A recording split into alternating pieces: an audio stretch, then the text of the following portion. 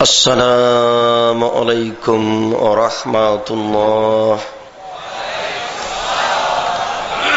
إن الحمد لله نحمده ونستعينه من يهده الله فلا مضل له ومن يضلل فلا هادي له وأشهد أن لا إله إلا الله وحده لا شريك له وأشهد أن محمدا عبده ورسوله.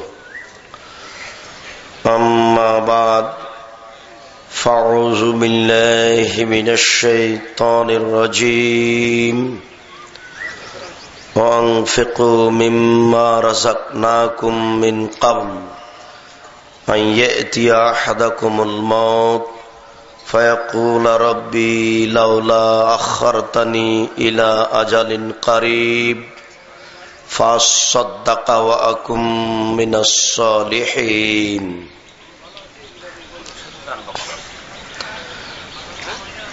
عن أبي هريرة رضي الله تعالى عنه قال قال رسول الله صلى الله عليه وسلم ما من يوم يصبح ابن آدم إلا ملكان ينزلان فيه يقول أحدهما اللهم أعط منفقا خلف وقال الآخر اللهم أعط ممسكا تلف. رواه البخاري ومسلم. عن أسماء رضي الله تعالى عنها قالت قال رسول الله صلى الله عليه وسلم تصدقي ولا تحصي فيحصي الله عليك ولا توعي فيعي الله عليك وارزقي ما استطعت. رواه البخاري ومسلم. عن أبي هريرة رضي الله تعالى عنه قال قال رسول الله صلى الله عليه وسلم يا ابن آدم أنفق عليك. رواه البخاري ومسلم. عن أبي هريرة رضي الله تعالى عنه قال قال رسول الله صلى الله عليه وسلم اتقوا الظلم فإن الظلم ظلمات واتقوا الشح فإن الشح أهلك من كان قبلكم. رواه البخاري ومسلم.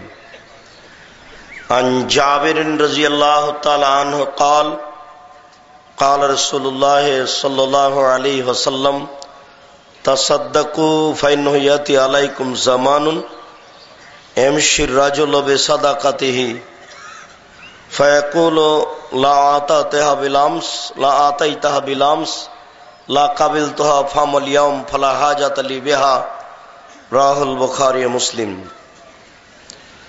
عن أبي هريرة رضي الله تعالى عنه قال قال رسول الله صلى الله عليه وسلم أو سئل رسول الله صلى الله عليه وسلم أي الصدقة أفضل قال أن تصدق وأنت صحيح شهيه تأمل الغنى وتخشى الفقر.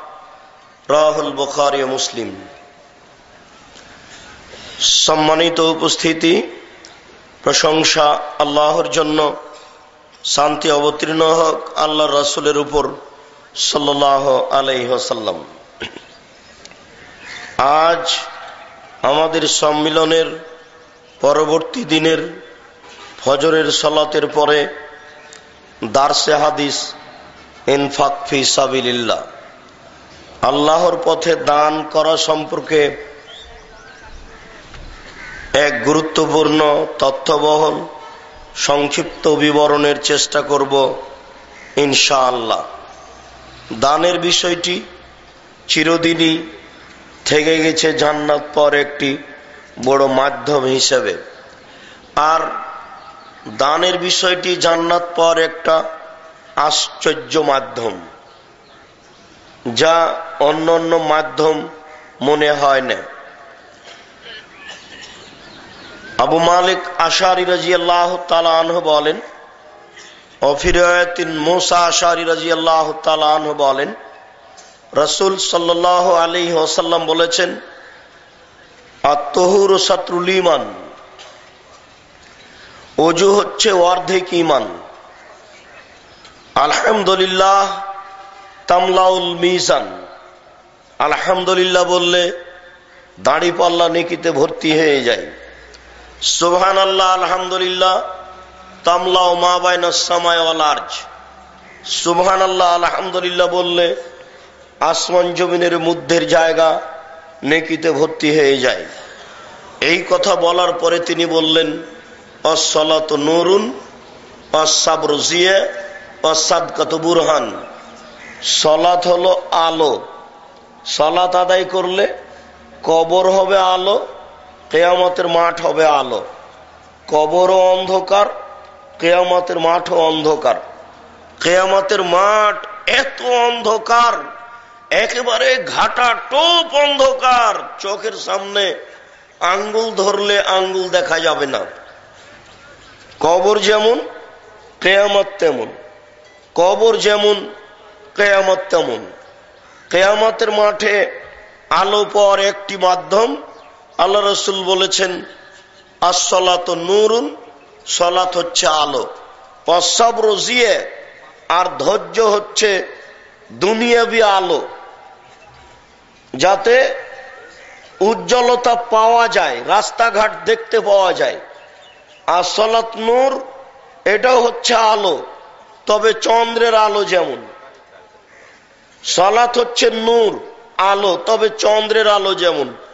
আর সবর হচ্ছে জিয়ে, উজ্জ্বল আলো, এটা হচ্ছে সামাজিক আলো, সামাজিক উজ্জ্বলতা।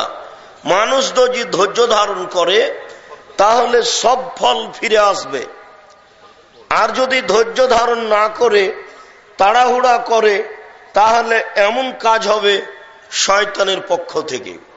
এ কারণেই আল্লাহ তাআলা বলেন, ওয়াস্তাঈনু বিস-সাবরি ওয়াস-সালাহ, তোমরা আল্লাহর কাছে সাহায্য চাও সালাতের মাধ্যমে, ধৈর্যের মাধ্যমে। সালাত আদায় করে বিপদ থেকে বাঁচতে চাও, আর চাইলে পেয়ে যাবা এটা নয়। চাইলে পাওয়া যায় না, দেরি হয়। দেরি দেখে যদি অধৈর্যশীল হয়ে পড়ো তাহলে ফল হবে না। সাহাবীগণও বলেছেন, নবীগণও বলেছেন, আল্লাহর সাহায্য কবে। তার মানে তারাও ভাবছিলেন কবে যে হবে।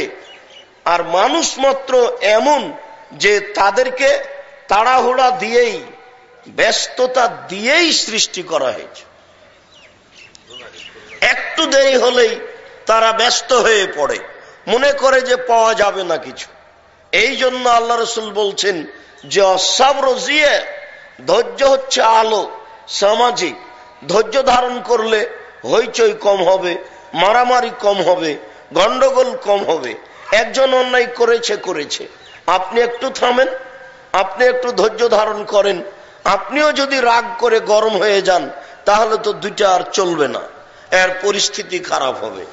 এরপর আল্লাহ রাসূল বললেন, ওয়াস-সাদকাতু বুরহান, দান হলো দলিল। দান দলিল। কোন জিনিস দখল করতে হলে দলিল লাগে। এই জমি আমার, এই যে দলিল, এই বাড়ি আমার, এই যে দলিল। বিচারের মাঠে জান্নাত দখল করবেন কি দিয়ে? ওয়াস-সাদকাতু বুরহান, দান হলো দলিল। দান করে জান্নাত দখল করা যাবে বিচারের মাঠে ইনশাআল্লাহ। বিচারের মাঠে বলতে পারবো জান্নাত পাবো ইনশাআল্লাহ। জান্নাত পাবো না মানে দান করেছি, হাজারো লক্ষ টাকা দান করেছি আল্লাহর পথে, জান্নাত পাবোই। পাবো না মানে পাবো ইনশাআল্লাহ। যেহেতু আল্লাহ রাসূল বলেছেন যে সাদকাতু বুরহান, দান হলো দলিল। যাকাত দিয়ে জান্নাত পাওয়া যায় না, যাকাত দিয়ে ফাঁসি রক্ষা হয়। যাকাত আপনি দিতে বাধ্য। যাকাত খায় একেবারে নিম্ন শ্রেণীর মানুষ। যাকাত হচ্ছে মানুষের ময়লা। ওসর যাকাত আপনি খাবেন কেন? 20 মণ ধান হয়েছে, এক মণ ধান দ্রুত বের করে দেন, ওটা হচ্ছে মানুষের ময়লা।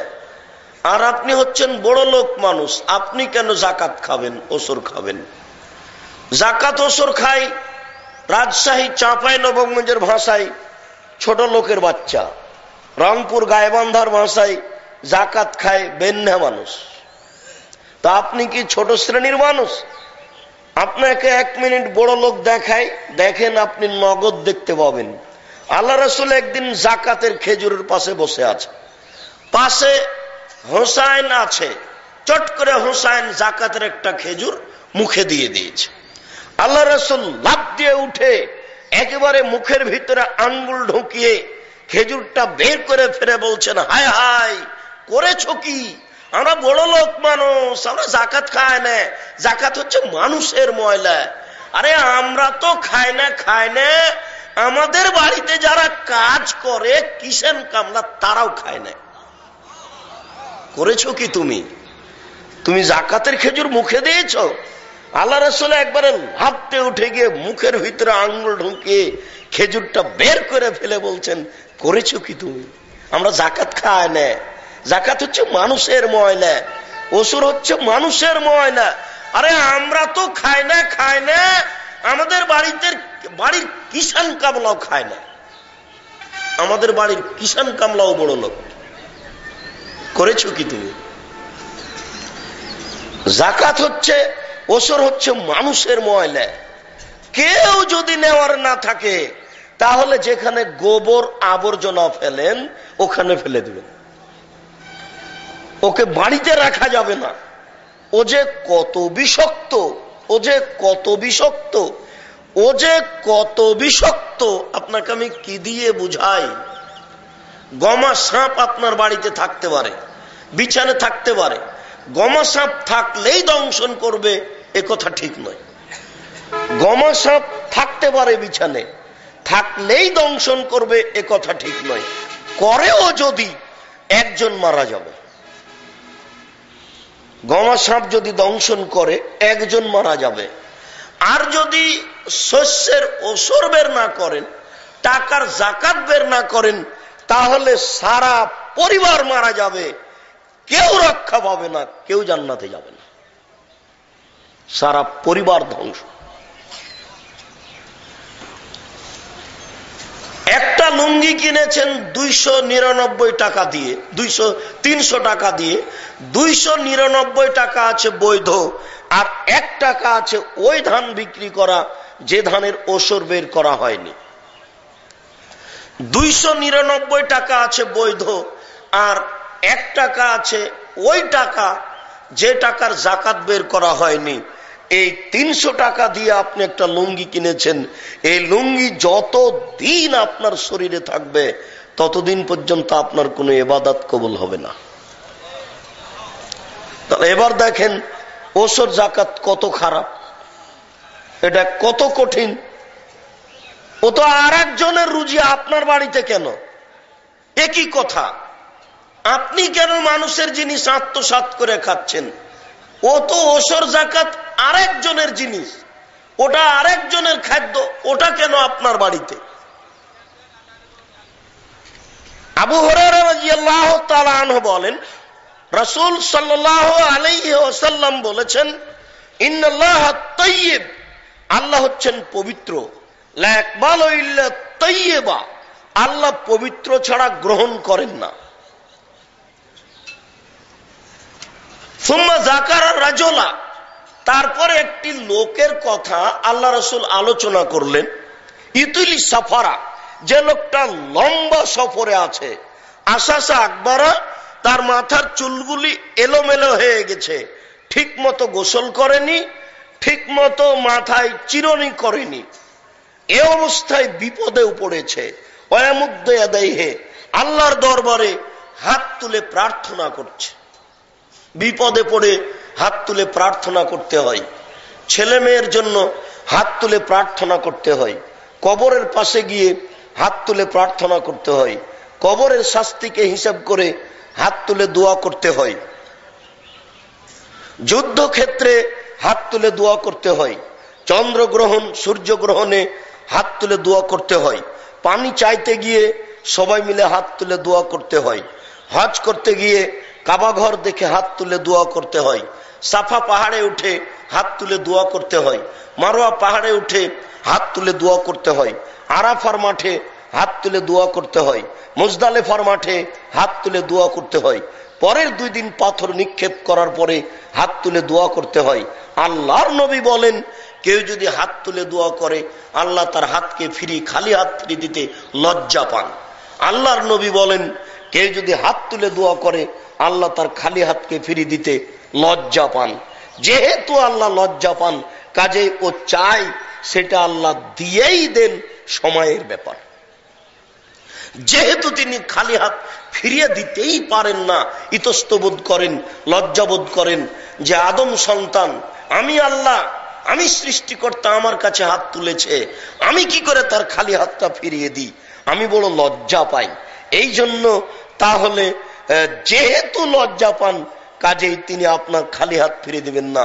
আপনার জীবনে মাঝে মধ্যে হাত তুলে দোয়া করা উচিত। আপনি এই পথ অবলম্বন করুন। অবশ্যই নামাজের পরে সবাই মিলে হাত তুলে দোয়া করলে রাসূলকে উপেক্ষা করা হবে। জানাজার পরে, সভা সমিতির পরে, কবর দেওয়ার পরে সবাই মিলে হাত তুলে দোয়া করলে আল্লাহ রাসূলকে অপমান করা হবে। আল্লাহ রাসূলকে অপমান করে, আল্লাহ রাসূলকে হেয় তুচ্ছ করে, আল্লাহ রাসূলের নীতিকে উপেক্ষা করে মানুষ জান্নাত কিনতে পারে না। ভুল সিদ্ধান্ত। লোকটি বিপদে পড়ে আল্লাহর দরবারে হাত তুলে বলছে, রব্বি, হে আমার প্রতিপালক, আমি বিপদে রয়েছি, কিন্তু দুঃখিত। দুঃখজনক হলেও সত্য। আল্লাহ রাসূল বলছেন, অমাতামুহু হারামুন, তার খাদ্য আছে হারাম, ওয়া মাশরাবুহু হারামুন, তার পানি আছে হারাম, মালবাসুহু হারামুন, তার পোশাক আছে হারাম, গসিয়া বিল হারামে, তার জীবিকা নির্বাহ হারাম। আন্না ইস্তাজাবু লাহু, তার দোয়া কি করে কবুল হতে পারে? তার দোয়া কবুল হবে না, তার ইবাদত কবুল হবে না, নিশ্চিত তার দোয়া কবুল হবে না। মুসলিম। অতএব যাকাত বের না করে আপনি ওই চাউলের ভাতকে ইবাদত করে জান্নাত কিনবেন, এই হিসাব ভুল। আজ থেকে নিয়ে 20 বছর আগে, আজ থেকে নিয়ে 18 বছর আগে আপনাকে যে কথা বলেছি সেটাই চূড়ান্ত। আপনাকে বলেছি নাপিতকে ঘর ভাড়া দেওয়া যাবে না, নাপিতকে ঘর ভাড়া দেওয়া যাবে না। নাপিতকে ঘর ভাড়া দিয়ে ওই টাকা নিয়ে চাউল কিনে ভাত খেলে ইবাদত কবুল হবে না। কেন? নাপিত দাড়ি চাঁচে, নাপিত দাড়ি চেঁচে টাকা ইনকাম করেছে অবৈধভাবে। এই টাকা দিয়ে চাউল কিনে ভাত খেয়ে ইবাদত কবুল হবে না। দোকানে টিভি রেখে ব্যবসা করে এই টাকা দিয়ে চাউল কিনে ভাত খেয়ে ইবাদত কবুল হবে না। ব্রাক ঠেঙ্গা মারা আশা এইসব এনজিওতে চাকরি করে, এদেশের মাটিতে প্রায় 3500 এনজিও রয়েছে। যে কোনো এনজিওতে চাকরি করে ওই টাকা দিয়ে চাউল কিনে ভাত খেয়ে ইবাদত কবুল হবে না। ব্যাংকে চাকরি করে ওই টাকা দিয়ে ভাত খেয়ে ইবাদত কবুল হবে না। শুনুন, পৃথিবী অনেক বড়। আপনি পৃথিবীকে সংকীর্ণ মনে করেছেন, আপনার এটা ভুল হিসাব। পৃথিবী অনেক বড়, আপনি এই পৃথিবীকে সংকীর্ণ করে দিয়েছেন, এটা আপনার ভুল হিসাব। একাধিক দিন আমরা অবগত যে 4টে জিনিস আছে যার, সবকিছু আছে তার। একাধিক দিন আমরা অবগত যে 4টে জিনিস আছে যার, সবকিছু আছে তার। 1, হিফজ আমানাতিন, আমানতের রক্ষা। 2, সিদক হাদিসিন, সত্য কথা। 3, হুসন খালিকাতিন, ভালো চরিত্র। 4, ইফাতুন ফি তাওমাতিন, বৈধ রুজি। বৈধ রুজি আছে যার, সবকিছু আছে তার। ইহকাল আছে তার, পরকাল আছে তার। বৈধ রুজি নেই যার, ইহকাল নেই তার, পরকাল নেই তার। বৈধ রুজি নেই যার, ইহকাল নেই তার, পরকাল নেই তার। তার ইবাদত কবুলের প্রথম বিষয়টি হচ্ছে বৈধ রুজি। এই জন্যই আমি আপনাকে যুবক বহুদিন আগে থেকে, আপনাকে আর যুবকদেরকে বহুদিন আগে থেকে বলে আসছি, দেখো অবৈধ পয়সা উপার্জন করো না। দেখো যুবক, অবৈধ পয়সা উপার্জন করো না। বেশি টাকা আছে বড় ব্যবসা করো, কম টাকা আছে কলা বিক্রি করে খাও, তার চেয়ে কম টাকা আছে চকলেট বিক্রি করে খাও। টাকাই নেই, দিন মজুরি করে খাও, মানুষের বাড়িতে কাজ করে খাও। সারাদিন কাজ করলে 200 টাকা পাবা, 10 টাকা দান করো, 190 টাকা খরচ করো। সারাদিন কাজ করো মানুষের বাড়িতে, দিন মজুরি করে খাও। দিন মজুরি করে খাওয়া ভালো। দিন মজুরি করে খেতে না পারলে ভিক্ষা করে খাওয়া ভালো। ডেস্টিনিতে নাম দিয়ে টাকা ইনকাম করা ভালো নয়, ভিক্ষা করে খাওয়া ভালো। শ্বশুরের কাছে যৌতুক নেওয়া ভালো নয়। আগামীকাল সন্ধ্যা হতে হতে যৌতুকের টাকা ফেরত দিতে হবে, এ টাকা হারাম। যৌতুক নিয়ে চাউল কিনে ভাত খেয়ে ইবাদত কবুল হবে না। এই দেশে যত এনজিও আছে, কোন এনজিওতে চাকরি করে, কোন অবৈধ স্থানে চাকরি করে আপনি টাকা ইনকাম করে চাউল কিনে ভাত খেয়ে ইবাদত কবুল হবে না, আপনি এটা বিশ্বাস করুন। এই চূড়ান্ত সিদ্ধান্ত। আম গাছে জাম ধরতে পারে, ধরে না। আম গাছে জাম ধরে যেতে পারে, ধরে না। অমাবস্যার রাতে চাঁদ উঠতে পারে, উঠে না। সুঁয়ের ছিদ্র দিয়ে ফাল ঢুকতে পারে, ঢোকে না। সুঁয়ের ছিদ্র দিয়ে ফাল ঢুকে যেতে পারে, অমাবস্যার রাতে চাঁদ উঠে যেতে পারে। আম গাছে জাম ধরে যেতে পারে, আম গাছে জাম ধরে যেতে পারে, অমাবস্যার রাতে চাঁদ উঠে যেতে পারে, সুঁয়ের ছিদ্র দিয়ে ফাল ঢুকে যেতে পারে, যেতেও পারে। কিন্তু আপনি অবৈধ পয়সা উপার্জন করে চাউল কিনে ভাত খাবেন, ইবাদত কবুল হবে, এ কথা মিথ্যা হবে না। কিয়ামত পর্যন্ত যদি মানুষ চেষ্টা করে যে এই কথাতে সন্দেহ আছে নাকি, আজীবন চেষ্টা করলে সরিষা ঢোকানো যাবে না। আল্লাহ রাসূল বলেন, মাতামুহু হারাম। সে বিপদে পড়ে দোয়া করলে কি হবে? তার খাদ্য আছে হারাম, মাশরাবুহু হারামুন, তার পানি আছে হারাম, মালবাসুহু হারামুন, তার পোশাক আছে হারাম, গুজিয়া বিল হারামে, তার জীবিকা নির্বাহ হারাম। আন্না ইস্তাজাবু লাহু, তার দোয়া কবুল হবে না। সিডির দোকান দিয়ে টাকা ইনকাম করে ইবাদত কবুল হবে না। সিডির দোকান, যে আপনার সিডি আছে, যে হিন্দু লোকটার ওখান থেকে আমার সিডিটা কিনবেন, হিন্দু সিডির দোকান দিবে, আপনি কেন? আপনি মুদিখানা দেন, মুদির দোকান আপনি দিবেন। চকলেট বিক্রি করেন, আপনি কলা বিক্রি করেন, পৃথিবী অনেক বড়, পৃথিবী আপনি খাটো মনে করলেন কেন? আশ্চর্য। সিডির দোকান আপনাকে দিতে হবে কেন? ভিডিওর দোকান আপনাকে দিতে হবে কেন? দুনিয়াতে হিন্দু নেই, ওরা দিবে, আমি ওখান থেকে কিনবো। পৃথিবী আপনার কাছে এত ছোট হলো কেন? আল্লাহ বলছেন যে পৃথিবী ছোট নয়, মানুষের টাকা এত বেশি হবে, মানুষের টাকা এত বেশি হবে, মানুষ বেশি হতে হতে হতে হতে যদি মানুষ মানুষের উপরে চড়ে যায়, তবুও মানুষের এত টাকা বেশি হবে যে ভিক্ষুক ভিক্ষে নেবে না। পৃথিবীতে কোনো মানুষ ভিক্ষে নিবে না। যার কাছে আপনি ভিক্ষে নিয়ে যাবেন সেই বলবে, কালকে যদি ভিক্ষা দিতে তাহলে নিতাম, আমি রাতে রাতে ধনী হয়ে গেছি, আমি ভিক্ষা নিব না। বুখারী মুসলিমের হাদিস। একটা গাভীর দুধ খাবে একটা গ্রাম। আমরা দেখেছি একটা গাভীর দুধ হতো 1/2 কেজি থেকে 3 কেজি। 15 বছরের ব্যবধানে একটা গাভীর দুধ হচ্ছে 3 কেজি থেকে 40 কেজি। 15 বছর আগে একটা গাভীর দুধ হতো 1/2 কেজি থেকে 3 কেজি। 15 বছর পরে আজকে একটা গাভীর দুধ হচ্ছে 3 কেজি থেকে 40 কেজি। আল্লাহর নবী বলেছেন যে একটা গাভীর দুধ খাবে একটা গ্রাম, সারা নওদা পাড়ার লোক খাবে একটা গাভীর দুধ। হিসাব করেছেন? 3 কেজি থেকে যদি 40 কেজি চলে যায় 15 বছরে, তাহলে 50 বছর পরে কি হবে আপনি হিসাব করতে পারছেন?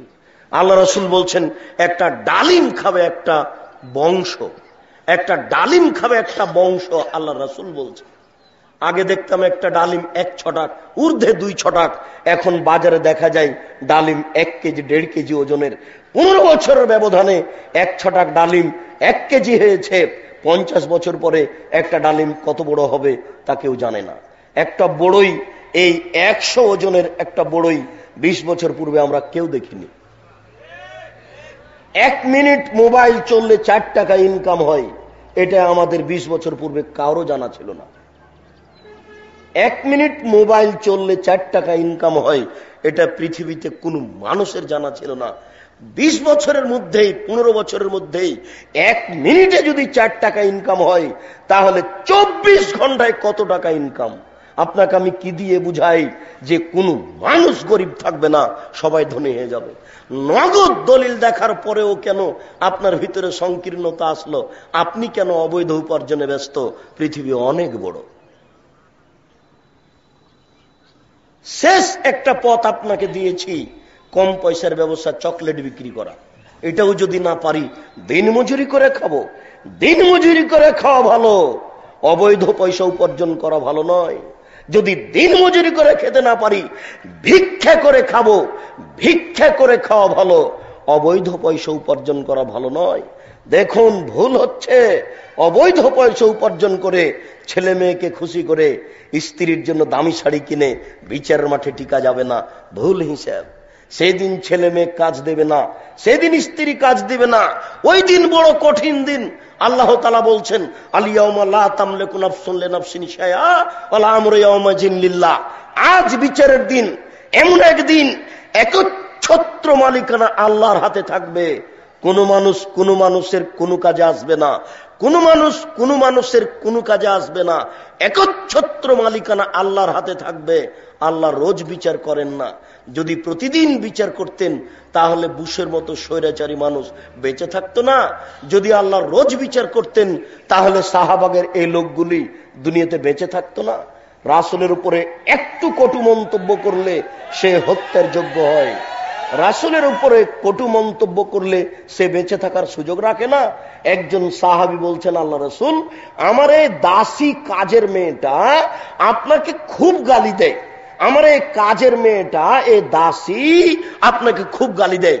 তো আমি গালি সহ্য করতে না পারে একবারে ছুরি তার পেটে চালিয়ে দিয়েছি, ওকে একবারে মেরে আপনার কাছে এসেছি। তো আল্লাহ রাসূল কিছু বললেন না। আল্লাহ রাসূল কিছু বললেন না। না, তুমি অন্যায় করেছ। এ হাদিস প্রমাণ করছে কটু মন্তব্য করলে কারো বেঁচে থাকার সুযোগ নেই। বেঁচে থাকার একটাই সুযোগ আছে, তাকে তওবা করে ফিরে আসতে হবে। জাতির সামনে আবার বলতে হবে যে আমি রাসূলের উপরে কটু মন্তব্য করে ভুল করেছি, আমি কথা ফিরিয়ে নিলাম। জাতির সামনে কথা ফিরিয়ে নিলাম। এবার আল্লাহকে বলছি, আল্লাহ, এতে যদি আমার কোনো গুনাহ হয়ে থাকে তাহলে তুমি মাফ করো। এই দেশের মাটিতে 90% জন মুসলমান, তার চেয়েও বেশি এই দেশের মাটিতে মুহাম্মদ সাল্লাল্লাহু আলাইহি সাল্লামের উপরে কটু মন্তব্য হবে। আশ্চর্য মানুষ। মানুষের ঈমান কখন হারিয়ে গেছে মানুষ নিজেই বুঝতে পারেনি। মানুষের ঈমান কখন হারিয়ে গেছে মানুষ নিজেই বুঝেনি। মানুষের যদি ঈমান থাকতো তাহলে এমনটা হতো না। শুনুন, সিপন শাড়ি পরে, লম্বা ব্লাউজ পরে, লম্বা হাতের ব্লাউজ পরে দেশে দেশে ঘুরেন। শুনুন, হজ মৌসুমে হজ করেন, রমজান মাসে উমরা করেন। শোনা যায় যে ফজরের সালাতের পরে কোরআন তেলাওয়াত করেন। শোনা যায় যে ফজরের সালাতের পরে কোরআন তেলাওয়াত করেন। যদি ঘটনা তাই হয় তাহলে ধর্মীয় অনুভূতি আছে।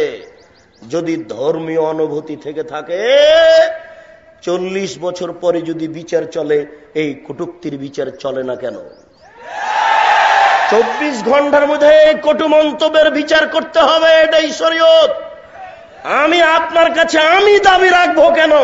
আপনার ঈমান আপনার উপরে দাবি রাখুক। আমি কেন দাবি রাখবো? আমি জানি যে আপনি রমজানে উমরা করতে যান, দেশবাসী জানে আপনি হজ সফরে যান, দেশবাসী জানে আপনার পোশাকের কথা। অতএব আমি কেন চাইবো আপনার ঈমান দাবি করুক? আপনার ঈমানের দাবি থাকা উচিত। এই বাংলার মাটিতে যেখানে 90% জন মুসলমান, সেখানে নবীর উপরে কটু মন্তব্য হবে মানে? আপনার মতো এইরকম ধর্মীয় অনুভূতি মানুষের নেতৃত্ব দেওয়ার চেয়ে মাটির নিচে যাওয়া ভালো।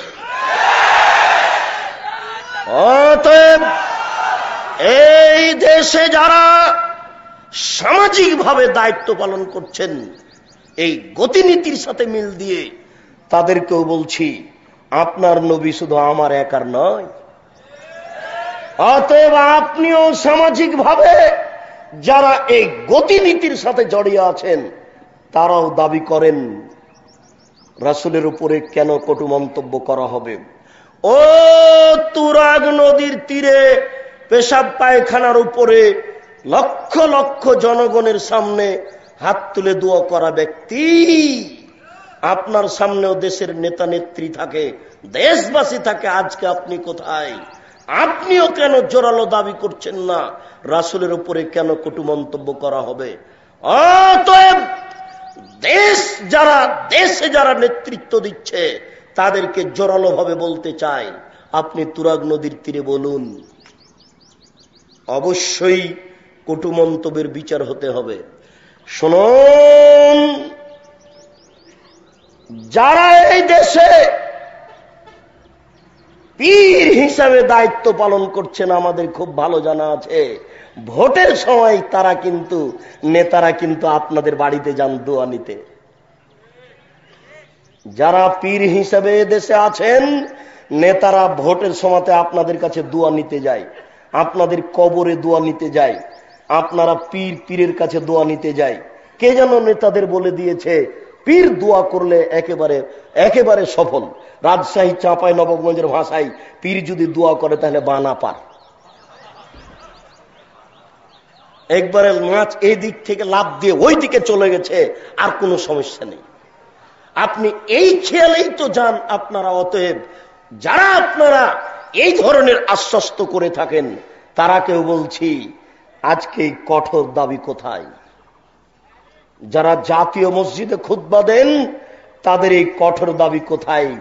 তাই তো বলি লোকমান হাকিম তার ছেলেকে বলছেন, বোনাইয়া ও আমার আদরের ছেলে, আকিমিস সালাত, আব্বু সালাত আদায় করো, ওয়া'মুর বিল মারুফ ভালো কাজের আদেশ করো, ওয়ানহা আনিল মুনকার মন্দ কাজের নিষেধ করো। বেটা ওয়াসবির আলা মা সাবাক, মন্দ কাজের নিষেধ করলে জেল সুলি ফাঁসি হবে। বেটা মন্দ কাজের নিষেধ করলে জেল সুলি ফাঁসি হবে, ওই সময়তে ধৈর্য ধারণ করিও। মন্দ বড় কঠিন, ভালো কাজের আদেশ করলে কোনো সমস্যা হয় না। সুবহানাল্লাহ বললে এত নেকি হয়, আলহামদুলিল্লাহ বললে এত নেকি হয়, আল্লাহ আকবার বললে এত নেকি হয়, সুন্দর করে ওযু করে 2 রাকাত নামাজ পড়লে অতীতের পাপ ক্ষমা হয়ে যায়। এইগুলি বলাতে কোনো সমস্যা নেই, এটা হচ্ছে ভালো কাজের আদেশ। কিন্তু মন্দ কাজের নিষেধ করলে জেল সুলি ফাঁসি হয়, মন্দ কাজের নিষেধ করে কে? মন্দ কাজের নিষেধ বড় কঠিন। সম্মানিত উপস্থিতি, আমি বলছিলাম আপনাকে, আপনি বৈধ রুজি ছাড়া বিচার মাঠে সফলতা অর্জন করতে পারবেন না। যুবক, তুমি এই পথ থেকে ফিরে আসো, তুমি আমার কথা আবারও স্মরণ করো, এই ব্যবসা বন্ধ করো। দেখো পৃথিবী অনেক বড়, কলা বিক্রি করে খাও, চকলেট বিক্রি করে খাও, দিন মজুরি করে খাও, পৃথিবীকে সংকীর্ণ মনে করিও না। অল্প দিন পরে তুমি ঠেকে যাবা, কেউ তোমার সহযোগিতা করবে না। বিচারের মাঠ বড় কঠিন, কবর বড় কঠিন, জাহান্নাম বড় কঠিন। কবর যত কঠিন, কিয়ামতের মাঠ তার চেয়ে অনেক অনেক অনেক বেশি কঠিন। কিয়ামতের মাঠ যত কঠিন, জাহান্নাম তার চেয়ে অনেক অনেক অনেক বেশি কঠিন। কি দিয়ে বুঝায় আপনাকে কবর কত কঠিন, কিয়ামতের মাঠ কত কঠিন, জাহান্নাম কত কঠিন? অতএব আপনাকে বলতে চাচ্ছি, আপনি এই পথ থেকে ফিরে আসুন, বৈধ রুজি উপার্জন করার চেষ্টা করুন। মহান আল্লাহ বলেন, আনফিকু মিম্মা রাযাকনাকুম মিন ক্বাবল আন ইয়াতিয়া আহাদাকুমুল মাউত। তোমার কাছে মরণ আসার পূর্বেই তুমি দান করো, তোমার কাছে মরণ আসার পূর্বেই তুমি দান করো। যখন মরণ চলে আসবে তখন তুমি বলবে, রব্বি লাউলা আখারতানি ইলা আজালিন কারীব, আল্লাহ আমার মরণটা একটু দেরি করে দিলে ফাসাদদাকা আমি দান করতাম, ওয়া আকুম মিনাস সালিহিন আর আমি ভালো মানুষের অন্তর্ভুক্ত হয়ে যেতাম। তুমি এই দাবি করবে, আমি আল্লাহ কারো দাবি গ্রহণ করি না। মরণের সময় আমি কারো কোনো দাবি গ্রহণ করি না। সেই দিন আসার পূর্বেই তুমি দান করো। যখন মরণ চলে আসবে, মরণের সময় কিন্তু ওই ব্যক্তিও খুব চিন্তা করে, ছেলে মেয়েও চিন্তা করে। ছেলে মেয়ে এসে বলে, হুজুর আমার বাপের শ্বাস যাচ্ছে না, খুব কষ্ট, অনেক দিন থেকে বিছানে পড়ে আছে, কি করব, একটা গরু দিব, একটা গরু দিলে হবে, একটা ছাগল দিলে হবে, দান করতে চাচ্ছে। আপনার মাদ্রাসায় আমার বাপের জন্য 10,000 টাকা দিতে যাচ্ছি। লোকটা বিছানে পড়ে আছে, কথা বলতে পারে, চিন্তা ভাবনা করছে, অনেক দিন থেকে বিছানে পড়ে আছি, চলতে পারি না, দান খায়রাত করলে মনে হয় কিছুটা সফল হবে। আল্লাহ এ কথা বলছেন, শোনো, ওয়ানফিকু মিম্মা রাযাকনাকুম মিন ক্বাবল আন ইয়াতিয়া আহাদাকুমুল মাউত, আমি যে খেতে দিয়েছি সেখান থেকে দান করো। হয়তোবা এ কথার ভিত্তিতে এদেশের মাটিতে আমাদের মহিলারা যখন ভাত রান্না করতে যায়, তখন চাউল মেপে নেওয়ার পরে এক মুষ্টি চাউল তুলে নেয়। আল্লাহ বলছেন, আমি তোমাকে যেটা খেতে দিয়েছি সেখান থেকে দান করো। আমার মনে হয় এই বাক্যতেই মানুষ এইভাবে বুঝেছে, ওটা ভুল নয়। চাউল মেপে নেওয়ার পরে এক মুষ্টি চাউল তুলে নেওয়া ভুল নয়, ভালো। তবে দান এখানেই শেষ নয়। কথা বুঝতে পারেননি? দান এখানেই শেষ নয়। যত পয়সা ইনকাম করছেন, এই পয়সার একটা অংশ দানে থেকে যেতে হবে। একাধিক হাদিস দ্বারা প্রমাণ হবে, তা আপনি সময়ে বুঝতে পারবেন। তবে আপনাকে অত্র আয়াতের বিবরণে বোঝাচ্ছি যে আল্লাহ বলছেন যে তোমরা আমি যে রুজি দিয়েছি সেই রুজি থেকে দান করো মরণ আসার পূর্বে। যখন মরণ চলে আসবে তখন তোমরা আমাকে বলবে যে প্রতিপালক একটু সুযোগ দাও, একটু সুযোগ দাও, আমি কিছু দান করি, দান করে আমি ভালো মানুষ হয়ে যাই। তুমি এই দাবি করবে, আমি ওই দাবি গ্রহণ করব না। আমি কাউকে মরণের ব্যাপারে সময়ের আগে পিছের সুযোগ দেব না। এমন কাজ আমি করি না, তুমি চাইলে আমি দিয়ে দিব, তা আমি করি না।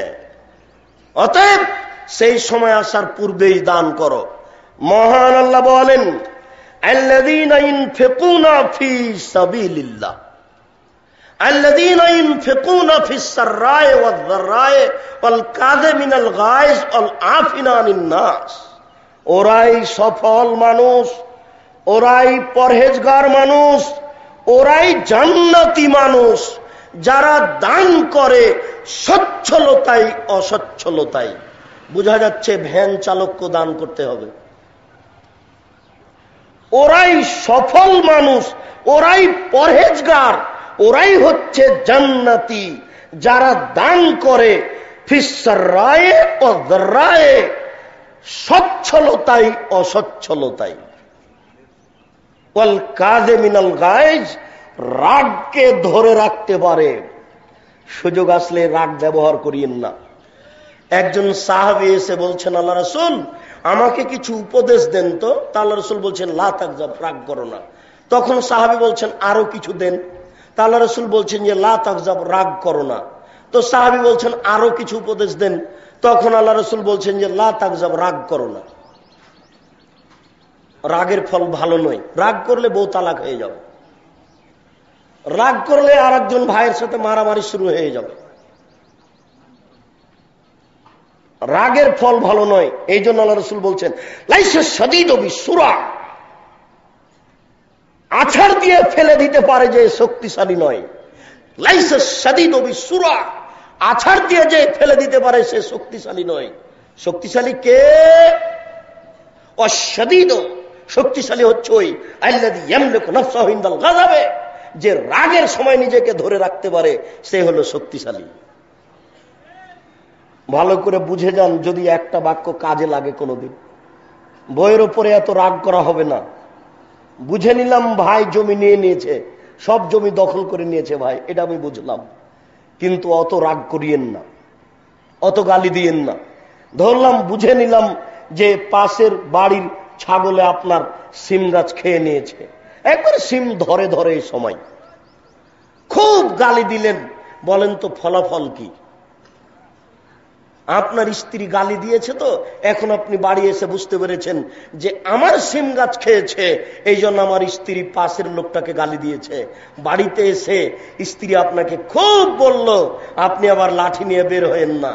আপনি স্ত্রীকে বুঝে একটু থামো, ধৈর্য ধারণ করো, ধৈর্য ধারণ করো। এবার পাশের বাড়িতে গিয়ে বলেন যে আমার সিম গাছ খেয়ে নিয়েছে আপনার ছাগলে, এই জন্য আমার স্ত্রী গালি দিয়েছে, আমি দুঃখিত, গালির কারণে আপনার কাছে আমি ক্ষমা চাইতে এসেছি, মনে কিছু নিয়েন না, ক্ষমা করেন। পারবেন না? ইনশাআল্লাহ পারা বড় কঠিন। লাইসা সাদিদ বিসুরা, আছাড় দিয়ে ফেলে দিতে পারলে মানুষ শক্তিশালী হয় না। শক্তিশালী কে? আল্লাযী ইয়ামলিকু নাফসাহু ইনদাল গাযাবে, রাগের সময় যে নিজেকে ধরে রাখতে পারে সে হলো শক্তিশালী। আর আপনার পরিবারের ব্যাপারে আপনাকে বলে যাচ্ছি, যখন তখন আপনার স্ত্রীর সাথে কিন্তু গন্ডগোল লেগে যাবে, কথা লেগে যাবে, তার মানে শয়তান এটা সব সময় করে। তখন আপনি স্ত্রীর উপরে জয়ী হওয়ার চেষ্টা করিয়েন না। ওইটাই রাতে বলছিলাম আপনাকে, যে তর্ক শুরু হয়ে গেলে আপনি যদি মনে করেন যে আমি পুরুষ, আমি তার চেয়ে কম, মানে তাহলে এই সংসার টিকবে না। যখন ও বেশি হয়ে গেল তখন আপনি থেমে যান, ওহো ওর তো বুদ্ধি কম, আমাকে এখানে আগে বাড়া হবে না, আগে বললেই সংসার নষ্ট হয়ে যাবে। রাগ দিয়ে কোনো সময় কাজ নিয়েন না, ভুল হবে। রাগ দিয়ে কোনো সময় কাজ নিয়েন না, ভুল হবে। রাগ দিয়ে কোনো সময় কাজ নিয়েন না, ভুল হবে। তাই আল্লাহ বলছেন যে ওরাও সফল মানুষ যারা ক্রোধ নিয়ে কাজ করে না, অল আফিনা আনিন নাস, আর ওরাও সফল মানুষ যারা মানুষকে মাফ করে। মানুষকে মাফ করা বড় কঠিন। হত্যা করলেও মাফ করতে হবে, এটাই উচিত। মানুষকে মাফ করার কথা কে বলবে কাকে? যারা দেশের নেতা নেত্রীর সাথে আছে তারাই তো উল্টা পথে আছে ধর্মের নামে। এরাই ধর্মের নামে ধর্ম বিকৃত করছে। শুনুন, মহান আল্লাহ বলেন ওয়ালা আফিনা আনিন নাস, যারা মানুষকে ক্ষমা করে তারাই সফল মানুষ। ক্ষমা কিসের? অন্যায় করেছে বলেই তো ক্ষমা। ক্ষমা কিসের? অন্যায় করেছে বলেই তো ক্ষমা। শুনুন, আল্লাহ আজিজুন, আল্লাহ গাফুরুন। আমরা জানি যে আল্লাহ আজিজ, আমরা জানি যে আল্লাহ গাফুর। এই দুইটা শব্দের অর্থ জানেন কি? আজিজ মানে পরাক্রমশালী, আজিজ মানে পরাক্রমশালী। কোন মানুষের কোন শক্তির 5 পয়সা দাম দেন না, এর নাম আজিজ। পৃথিবীর কোন মানুষের কোন শক্তির 5 পয়সা দাম দেন না, এর নাম আজিজ। আল্লাহ তাআলা বলছেন ফাদামদামা আলাইহিম রব্বুহুম বিযামবিহিম ফাসাওয়াহা ওয়ালা ইয়াখাফু উকবাহা। একবারে আদ সামুদকে, আদ সামুদ মানে একজন ব্যক্তি গোটা নওদা পাড়ার সব লোকটিকে এভাবে ধরে নিয়ে গিয়ে ওই বাইরে ফেলে দিবে। এরকম ক্ষমতার নাম হচ্ছে আদ, এরকম ক্ষমতার নাম হচ্ছে সামুদ। গোটা নওদা পাড়ার সব লোকটিকে এভাবে ধরে নিয়ে গিয়ে নদীতে ফেলে দিবে। এর নাম হচ্ছে আদ, এর নাম হচ্ছে সামুদ। এই আদ সামুদকে এমন ভাবে আল্লাহ ধ্বংস করলেন, ফাদাম দামা, ওই ঝড় বৃষ্টি ছিল কয়েক হাজার কোটি কিলোমিটার জোরে, যেটা মানুষে মাপবে না। মুফাসসিরগণ বলছেন যে আদ সামুদকে ধ্বংস করার জন্য যে বাতাস আল্লাহ দিয়েছিলেন, ওটা বাতাস পরিচালনা ফেরেশতার হাতে রাখেননি। ওই বাতাস ফেরেশতা পরিচালনা করতে পারবে না। বাতাসের একজন পরিচালনা, একজন ফেরেশতা আছেন, কিন্তু আদ সামুদকে ধ্বংস করার জন্য যে বাতাস আল্লাহ পাঠিয়েছিলেন ওটা ফেরেশতার হাতে রাখেননি। ওই অত জোরে বাতাস ফেরেশতা পরিচালনা করতে পারবে না, এই জন্য তিনি নিজে রেখেছিলেন ওটা। এরপরে শেষের বাক্যে বলছেন আল্লাহ, আমি ধ্বংস করেছি তাতে কি হবে? ওয়ালা ইয়াখাফু উকবাহা, আমি এর ফলাফল ভয় করি না, যে পাল্টা মনে হয় আদ মনে হয় আমার বিচার করবে। আল্লাহ এটা ভয় করেন না, এর নাম আজিজ। গাফুর, আপনি এক থাপ্পড় মেরেছেন, আমি এক থাপ্পড় মারতে পারবো তাই মারলাম না, আমি এক থাপ্পড় মারতে পারবো না তাই আমি বললাম যে তোমাকে মাফ করলাম, তোমাকে মাফ করলাম। গাফুর মানে আপনি এক থাপ্পড় মেরেছেন, আপনাকে আমি মারতে পারবো না, আমি নিরুপায়, তাই আমি বলছি আপনাকে আমি মাফ করলাম, আপনাকে আমি মাফ করলাম। এর নাম গাফুর নয়। কে এক থাপ্পড় মেরেছে আপনি 10টা লাগাতে পারবেন, তখন আপনি বলছেন যে যাক, আচ্ছা তুমি ভুল করেছো, আমি আর তোমাকে কিছু বলবো না, এর নাম গাফুর। কথা বুঝতে পারেননি? যে পাল্টা প্রতিশোধ নিতে পারে, নেয় তার নাম গাফুর। আল্লাহ তাআলা বলছেন মানুষ ক্ষমা করুক, ইন্নাল্লাহা ইউহিব্বুল মুহসিনিন। আল্লাহ তাআলা দানকারীকে ভালোবাসেন, আল্লাহ তাআলা দানকারীকে ভালোবাসেন। সম্মানিত উপস্থিতি, দান দুই ধরনের, একটা দান হচ্ছে গোপনে আর একটা দান হচ্ছে প্রকাশ্যে। গোপনে দানের মান মর্যাদা ভিন্ন বলেই মনে হচ্ছে, তবে একটা হাদিসে বোঝা যাচ্ছে যে গোপনেও যা প্রকাশ্যেও তা।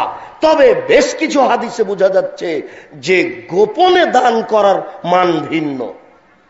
আবু হুরায়রা রাদিয়াল্লাহু তাআলা আনহু বলেন, রাসূল সাল্লাল্লাহু আলাইহি সাল্লাম বলেছেন, সাদকাতুস সিররে তুতফিউ গাযাবার রাব্বে।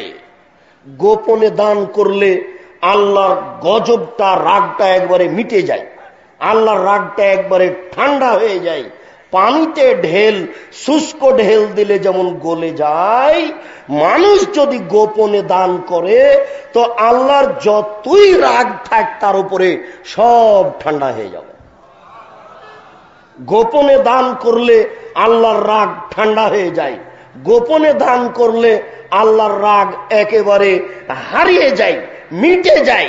তার উপরে কোনো বিচার আচারের আল্লাহ হিসাবই করেন না, বলেন যাও তোমাকে ছেড়ে দিলাম, তুমি গোপনে দান করেছ। আবু হুরায়রা রাদিয়াল্লাহু তাআলা আনহু বলেন, রাসূল সাল্লাল্লাহু আলাইহি সাল্লাম বলেছেন, বিচারের মাঠে 7 শ্রেণীর মানুষ বিশেষ ছায়াতলে থাকবে। এই ছেলেরা, যারা আমাদের লোকগুলি পাশে দাঁড়িয়ে আছে তাদের একটু তোমরা সহযোগিতা করো, তাদেরকে সামনে বসার জন্য অনুরোধ করো।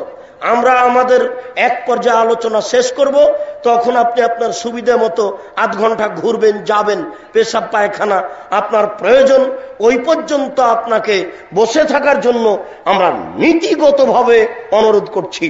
আপনি পরিবেশ পরিস্থিতি রক্ষা করার চেষ্টা করুন।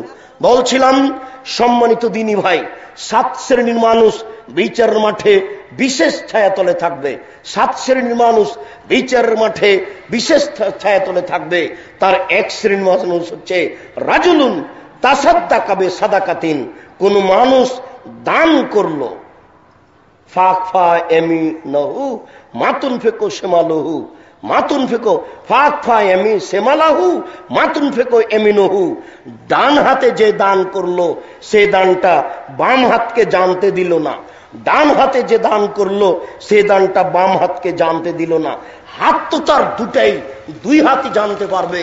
তবে গোপনে দান করলে বিচারের মাঠে বিশেষ ছায়াতলে থাকবে।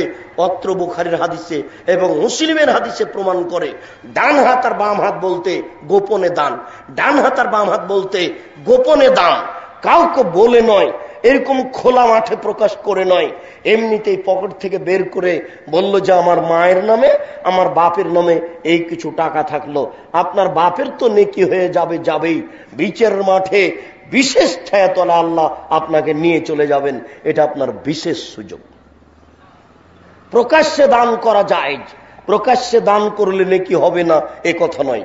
আল্লাহ রাসূল ফজরের সালাতের পরে বললেন, শোনো, 400 কিলোমিটার পথ পায়ে হেঁটে যেতে হবে যুদ্ধ করতে, তাবুকের যুদ্ধ, কে কি দান করবে বলো? তখন উমর রাদিয়াল্লাহু তাআলা আনহু খোলা মাঠে বললেন, আল্লাহ রাসূল, আমার বাড়িতে যে অর্থ সম্পদ রয়েছে আমি তার অর্ধেক দান করলাম। তখন আবু বকর সিদ্দিক রাদিয়াল্লাহু তাআলা আনহু বললেন, আল্লাহ রাসূল, আল্লাহকে আর আপনাকে আমার বাড়িতে রেখে যা আছে সবই দিলাম। তখন উমর রাদিয়াল্লাহু তাআলা আনহু বললেন, মনে মনে ভেবেছিলাম যে আজকে বেশি দান করেছি, উমর রাদিয়াল্লাহু তাআলা আনহুকে পরাজয় করে দেব। আজ যখন উমর রাদিয়াল্লাহু তাআলা আনহুকে পরাজয় করতে পারিনি, জিন্দেগিতে আর কোনোদিন অন্তত নেকি করে আবু বকর সিদ্দিককে পারবো না। আর আবু বকর সিদ্দিক রাদিয়াল্লাহু তাআলা আনহু যে বাক্য বলেছেন, এই বাক্যকে ডিঙ্গিয়ে কিয়ামত পর্যন্ত কোনো মানুষ কোনো বাক্য বের করতে পারবে না। আবু বকর সিদ্দিক রাদিয়াল্লাহু তাআলা আনহু বলেছেন, আল্লাহর নবী, আপনাকে আর আল্লাহকে আমার বাড়িতে রেখে যা আছে সবই দিলাম। হতে পারে যে আবু বকর সিদ্দিক রাদিয়াল্লাহু তাআলা 10 টাকা দান করেছেন, আর হতে পারে যে উমর রাদিয়াল্লাহু তাআলা সেদিনের দান ছিল 10,000। কিন্তু কথার মায়ের পেঁচ এত কমবেশ যে আবু বকর সিদ্দিক রাদিয়াল্লাহু তাআলার বাক্যকে ডিঙিয়ে যাওয়ার অন্তত কিয়ামত পর্যন্ত মানুষের কোনো পথ নেই। আবু হুরায়রা রাদিয়াল্লাহু তাআলা আনহু বলেন, রাসূল সাল্লাল্লাহু আলাইহি ওয়াসাল্লাম বলেছেন, ইন্নাস সাদকাতা লা তুতফিউ হাররাল কবুরে, নিশ্চয় দান মানুষের কবরের শাস্তিকে মিটিয়ে দেয়। নিশ্চয় মানুষের দান কবরের শাস্তিকে নিভিয়ে দেয়। ওয়াইন্নামা ইয়াস্তাজিল্লুল মুমিনু ইয়াউমাল কিয়ামা ফি জিল্লি সাদাকাতিহি, নিশ্চয় মুমিন বিচারের মাঠে তার দানের ছায়াতে থাকবে। নিশ্চয় মুমিন বিচারের মাঠে তার দানের ছায়াতে থাকবে। অত্র হাদিসে গোপন দানের কথা বলা হয়নি। অত্র হাদিসে গোপন দানের কথা বলা হয়নি। তাহলে এই হাদিস দ্বারা বোঝা যাচ্ছে যে বিচারের মাঠে প্রকাশ্য দানের বিনিময়েও বিশেষ ছায়ার সুযোগ হবে। বোঝা যাচ্ছে যে প্রকাশ্য দানে কবরের শাস্তি মিটে যাবে, কবরে কোন প্রকার শাস্তি থাকবে না। তবে এতটুক এই হাদিসে প্রমাণ হলো না যে প্রকাশ্যে দান করলে আল্লাহর রাগটা মিটে যাবে, এই কথা বলা হয়নি। গোপনে দান করলে আল্লাহর রাগটাই মিটে যাবে। আমি মনে হয় পার্থক্য দেখাতে পারছি কিনা, বুঝাতে পারছি কিনা। গোপনে দান করলে দুইটা পথ দেখা গেল, একটা হলো বিশেষ ছায়া, আর একটা হলো আল্লাহর রাগই মিটে যাবে। আবার বললাম প্রকাশ্যে দান করলেও বিশেষ ছায়া পাওয়া যাবে। তাহলে প্রকাশ্যে দান করলে আল্লাহর রাগ মিটে যাবে, এ কথা আল্লাহ রাসূল বলেননি। তাহলে এটা একটা বেশি সুবিধা থেকে গেল প্রকাশ্যে। গোপনে দান করলে, গোপনে দান করলে আল্লাহর রাগটাই মিটে যাবে। এই হিসাবটা আপনি চিরদিনের জন্য করে নেন। অনেক সময় প্রকাশ্যে দান করলে কিছুটা সুবিধাই হয়, আরো 5 জন দান করতে শিখে, তখন আপনার অন্তরে সংকীর্ণতা আসে না। যেন আল্লাহ রাসূলের কাছে বেশ কিছু মানুষ আসলো একদা, তারা তরবারি কাঁধে করে আছে, পরনে একবারে জীর্ণ শীর্ণ কাপড়, লজ্জা স্থান দেখা যায় এইরকম পরিস্থিতি। দেখে মনে হচ্ছে কয়দিন থেকে খায়নি। এদের দৃশ্য দেখে আল্লাহ রাসূল একবার ভিতরে যান বাড়ি, একবার বাহিরে আসেন, একবার ভিতরে যান, একবার বাহিরে আসেন। এক সন্ধ্যা মানুষগুলিকে খেতে দেওয়ার কোনো পথ নবীর নেই। ভিক্ষুককে ভিক্ষা দিতে পারেন না নবী। আল্লাহর রাসূল যখন বাড়িতে খেতে চাইতেন তখন আয়েশা বলতেন বাড়িতে কোনো নাস্তার ব্যবস্থা নেই। আয়েশা বলছেন যে ভিক্ষুক এসে খেতে চাইলো, বাড়ি তন্ন তন্ন করে খুঁজলাম, একটা খেজুর ছাড়া কোনো পথ ছিল না। কি করে ও লিখলো 2 এর বইয়ে যে রাসূল দেখলেন ঈদের মাঠে একটা ছেলে কাঁদছে। আল্লাহ রাসূল বললেন, কেন কাঁদছো? ছেলেটি বলল, আমি এতিম। রাসূল বলেন, আমি এতিম ছিলাম, তাই তিনি আদর করে কোলে নিয়ে আয়েশার কোলে দিলেন। আয়েশা তাকে নতুন পোশাক পরালেন, ছেলেটি খুশি হয়ে গেল। একবারে ডাহা মিথ্যা কথা। রাসূলের বাড়িতে ভিক্ষুক ভিক্ষা পায় না, আবার নতুন পোশাক মানে একই কথা। যারা কলম ধরে তারা কেউ চিন্তা ভাবনা করে না। শুনুন সম্মানিত দিনী ভাই, বলছিলাম যে আল্লাহ রাসূল সালাত আজান দিতে বললেন, ইকামত দিতে বললেন, সালাত আদায় করলেন, তারপরে বললেন তোমরা দান করো, তোমরা পরকালের কিছু পাথেও জমা করো। তখন সাহাবীগণ 2 টাকা, 1 টাকা, 5 টাকা, অর্ধেক রুটি, একটা রুটির 4 ভাগের 1 ভাগ এইভাবে দিতে লাগলেন। দিতে দিতে একটা খাদ্যের পালা হয়ে গেল এবং কিছু টাকার একটা পালা হয়ে গেল। আল্লাহ রাসূল খোলা মাঠে দান করতে বললেন, বুখারী মুসলিম। মানুষের পরিস্থিতি দেখে তবে তিনি সালাতের পরে দান করতে বললেন। অনেক সময় সালাতের পরে ব্যক্তি দাঁড়িয়ে দান করতে বলবেন। আল্লাহ রাসূল ঈদের সালাতের পরে খোলা মাঠে দান করার জন্য বলতেন। বেলাল রাদিয়াল্লাহু তাআলা আনহু বলেন, আল্লাহ রাসূল খোলা মাঠে মহিলাদের কাছে গিয়ে বক্তব্য দিলেন এবং তাদেরকে দান করতে বললেন। বেলাল রাদিয়াল্লাহু তাআলা আনহু বলেন, আমি দেখলাম মহিলারা তাদের হাত কানের দিকে নিয়ে যাচ্ছে, কানের এই দুল বালা এসবগুলো আপনার কানের গয়নে এগুলো খুলে খুলে বেলালের সামনে তার কাপড়ে ফিকে মারছে। মহিলারা এইভাবে খোলা মাঠে দান করছে, আর আল্লাহ রাসূল খোলা মাঠে দান করতে বলছেন। তাহলে বোঝা যাচ্ছে একাধিক সহিহ হাদিস দ্বারা প্রমাণিত হয় যে খোলা মাঠে দান করা যায়। গোপনে দান করার ভিন্ন পজিশন, ভিন্ন মান কিছু থেকেই গেছে। আবু হুরায়রা রাদিয়াল্লাহু তাআলা আনহু বলেন, রাসূল সাল্লাল্লাহু আলাইহি ওয়াসাল্লাম বলেছেন, মা মিন ইয়াউমিন ইসবিহু ইবনু আদম, এমন কোন দিন নেই যেই দিনে আদম সন্তান সকাল করে, অর্থাৎ প্রত্যেক দিন সকালে এনজেলানে মালাকানে এনজেলানে দুইজন ফেরেশতা আকাশ থেকে নেমে আসেন। প্রত্যেক দিন সকালে দুইজন ফেরেশতা আকাশ থেকে নেমে আসেন। একুল আহাদুহুমা, দুইজনের একজন বলে, আল্লাহুম্মা আতে লিকুল্লি মুনফিকিন খালাফ, আল্লাহ যে যতটুকু দান করলো তুমি তার ততটুকু পূর্ণ করে দাও। আল্লাহ যে যতটুকু দান করলো তুমি তার ততটুকু পূর্ণ করে দাও। ওয়াকুল আখার, অপরজন বলে, আল্লাহুম্মা আতে লিকুল্লি মুমসিকিন তালাফান, যে যতটুকু দান করলো না তুমি তার ততটুকু ধ্বংস করে দাও। দুটাই পাশাপাশি বাক্য। এবার আজকেই কৃপণতা ত্যাগ করতে হবে, আজকেই অন্তত না হলে আহলে হাদিস আন্দোলনকে 5টা টাকা দিয়ে যেতে হবে, তাহলে এই হাদিসের প্রতি আমল হয়ে যাবে। আল্লাহর নবী বলছেন, বুখারী মুসলিমের হাদিস, আমি আপনাকে আজকে দান করতে বাধ্য করিনি, আপনি ওটা বুঝিয়েন না। আমি আপনাকে রাসূলের মুখের বের করা শব্দগুলি অনুবাদ করে শোনাচ্ছি। এখানে আপনাকে আরো একটি কথা আমি বলে রাখতে পারি।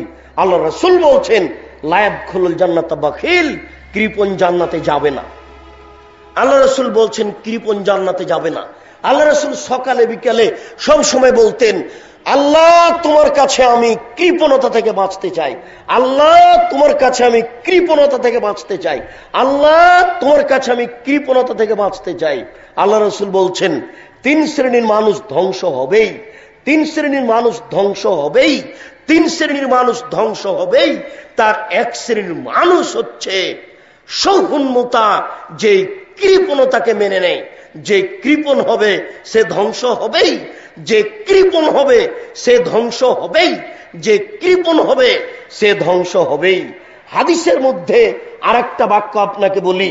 রাসূল সাল্লাল্লাহু আলাইহি সাল্লাম বললেন, ইন্না ফিল জান্নাতি লা গুরাব, জান্নাতে এমন কতগুলি দামি দামি ঘর রয়েছে, জান্নাতে এমন কতগুলি হীরা মুক্তা মাণিক্য দ্বারা তৈরি ঘর রয়েছে। ইরা জাহিরুহা মিন বাতিনিহা ওয়া বাতিনুহা মিন জাহিরিহা, যার বাহির থেকে ভিতর দেখা যায়, ভিতর থেকে বাহির দেখা যায়, ঝকঝক ঝকঝক করছে, টকটক করছে, হীরা মুক্তা মাণিক্য দ্বারা তৈরি এসব ঘর। তখন সাহাবীগণ বললেন, আল্লাহর রাসূল, লিমান হাজিহি, এসব ঘর কে পাবে? এত দামি ঘর কার জন্য? তখন আল্লাহ রাসূল বললেন, শোনো, এক লেমান আলানাল কালামা, যার মুখের ভাষা নরম, যে নরম ভাষায় কথা বলে সে পাবে। 2 আতামাত্তমা, যে দুস্থ গরিব ফকির মিসকিনকে খেতে দেয়, কওমি খারেজি মাদ্রাসায় দান করে। 3 আদামা সিয়ামা, যে নফল রোজা সিয়াম পালন করে, বৃহস্পতিবার সোমবার সিয়াম থাকে, প্রতি মাসে 3 দিন সিয়াম থাকে। শুনুন, আরাফার দিন সিয়াম থাকে, মুহররমের 2 দিন থাকে, শাওয়ালের 6 দিন থাকে।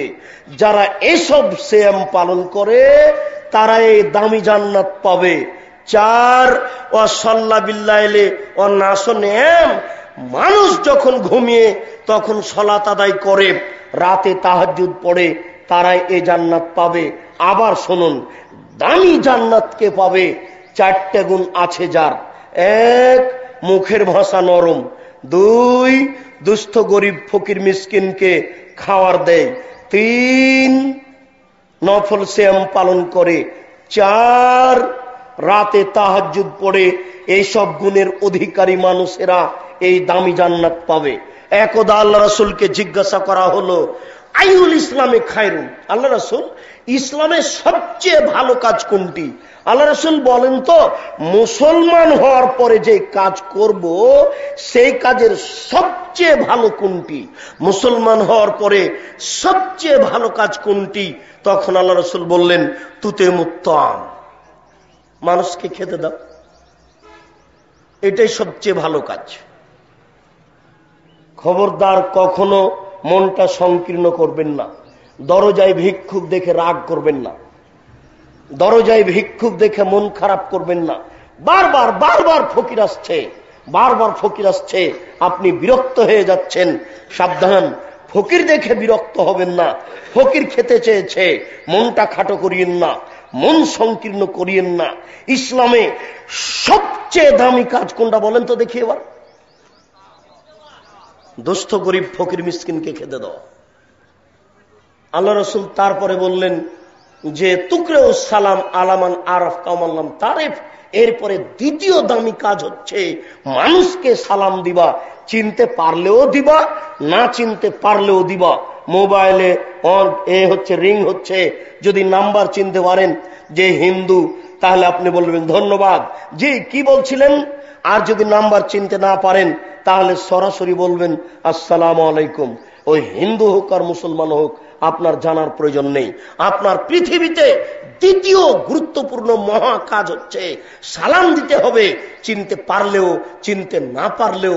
বাড়ির পাশে একটা গরিব মানুষ আপনার সংগঠন করে না, আপনার সবসময় বিরোধিতা করে, দেখে খুব খারাপ লাগে আপনাকে। আমরাও বাস্তব ভুক্তভোগী আছি তো, সেজন্য মনে করছি যে আপনিও আছেন। আমার সাঁতও দেয় না, আমার বিরোধিতাও করে। একটু সুযোগ পেলে বলে মৌলবীরা এরকম করে, একটু সুযোগ পেলে। ও দুনিয়ার অন্যায় করছে, তার কোনো হিসাব নেই, অন্যায় পরিপূর্ণ হয়ে আছে। একটু যদি 19-20 বুঝতে পারে তাহলে একটা মন্তব্য করে ফেলে। ও যখন পাশে আসে ও কিন্তু সালাম দেয় না, তখন মনে চায় কি করা যায়, সালাম না দিলে তো আমিও আটকা পড়ব, সালাম দিতেই হবে। শুনুন, মনকে খাটো করা খুব কঠিন কাজ, মনকে খাটো করে তাকে সালাম দিতে হবে, এই কথাই ঠিক। আসমা রাদিয়াল্লাহু তাআলা আনহা বলেন, রাসূল সাল্লাল্লাহু আলাইহি সাল্লাম বলেন, আসমা তাসাদ্দাকি ওয়ালা তুহসি, দান করো গুনে করো না। কয় টাকা দান করলে গুনে করো না। ফা ইহসি আল্লাহু আলাইকে, তাহলে আল্লাহ গুনে গুনে নেকি দিবেন, তাহলে আল্লাহ গুনে গুনে নেকি দিবেন। সাবধান, তুমি দান করো কিন্তু গুনে গুনে দান করো না। আসমা ওয়ালা তুই ফাই আল্লাহু আলাইকে, তুমি দানকে বন্ধ করো না। তুমি যদি দান বন্ধ করো তাহলে আল্লাহ তোমার উপরে দয়া বন্ধ করে দিবেন। তোমার উপরে আল্লাহর একটা বিশেষ রহমত আছে, এটা আল্লাহ বন্ধ করে দিবেন। আসমা ফারজাকি মাস্তাতাতে, সম্ভবপর দান করো, যতটুক সম্ভব, যতটুক সম্ভব দান করো। আপনাকে অত্র হাদিস অনুবাদ করে বলতে চাচ্ছি, আপনি রাত দিন দানের অভ্যাসী হন, রাত দিন দানের অভ্যাসী হন। 10 টাকা, 5 টাকা, 2 টাকা, 1 টাকা চাউল ধান ফকির মিসকিন সবকে দিতে থাকেন। দেখুন ভুল হচ্ছে, দেখুন ভুল হচ্ছে, দেখুন জীবিকা নির্বাহ ভুল হচ্ছে, দেখুন জীবিকা নির্বাহ ভুল হচ্ছে। এই দান দিয়ে মহল্লার রাগকে একবারে মিটিয়ে দেওয়া যায়, এক দানে মহানাল্লাহ রাগকে একবারে মিটিয়ে দিয়ে জান্নাত দখল করব, এ ব্যবস্থা আমাদের হাতে আল্লাহর নবী দিয়ে গেছেন। অতএব আমরা এই পদক্ষেপ গ্রহণ করি। আবু হুরায়রা রাদিয়াল্লাহু তাআলা আনহু বলেন, রাসূল সাল্লাল্লাহু আলাইহি সাল্লাম বলেছেন, আল্লাহ তাআলা বলেন, ইবনা আদম আনফিক উনফিক আলাইকা, আদম সন্তান তুমি কিছু দান করো, আমিও তোমাকে দান করব। আদম সন্তান তুমি দান করো, আমিও তোমাকে পাল্টা দান করব। আল্লাহ তাআলা বলছেন, ইয়ামহাকুল্লাহুর রিবা ওয়া ইরবিস সাদাকাত, শুধু মানুষের টাকাকে কমিয়ে দেয়, দান মানুষের টাকাকে বেশি করে দেয়। শুধু মানুষের টাকাকে কমিয়ে দেয়, দান মানুষের টাকাকে বেশি করে দেয়। তাই তো আল্লাহ তাআলা বলছেন যে দান করো তোমরা, আমি আল্লাহ তোমাদের দান করব, তোমাদের অর্থ সম্পদ বেশি করে দিব। উমামা বাহিলি রাদিয়াল্লাহু তাআলা আনহু বলেন, রাসূল সাল্লাল্লাহু আলাইহি ওয়াসাল্লাম বলেছেন, ওমা বাবা হেলি রাদিয়াল্লাহু তাআলা আনহু বলেন, রাসূল সাল্লাল্লাহু আলাইহি সাল্লাম বলেছেন, ইন তাফজলিল ফাজলা খায়রুল লাক, খেয়ে যেটুকু বেশি হয়েছে সেটুকু দান করো, তোমার জন্য ভালো। খেয়ে যেটুকু বেশি হয়েছে সেটুকু দান করো, তোমার জন্য ভালো। আইন তুমসিকহু শারুল লাক, যদি দান না করো, আটকে রাখো, তোমার জন্য খারাপ, তোমার জন্য ধ্বংস। তুমি যদি দান না করো তাহলে তোমার জন্য খারাপ, তোমার জন্য ধ্বংস। তুমি দান করতে শিখো। জাবের রাদিয়াল্লাহু তাআলা আনহু বলেন, রাসূল সাল্লাল্লাহু আলাইহি ওয়াসাল্লাম বলেছেন, ওয়াত্তাকু যুলমা ফাইন্না যুলমা যুলুমাতুন, তোমরা অত্যাচার করা থেকে বেঁচে থাকো।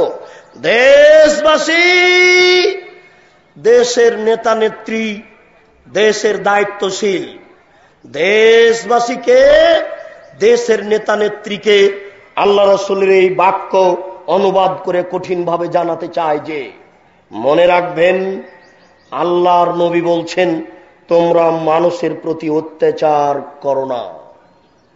অত্যাচারের পরিণতি হচ্ছে অন্ধকার।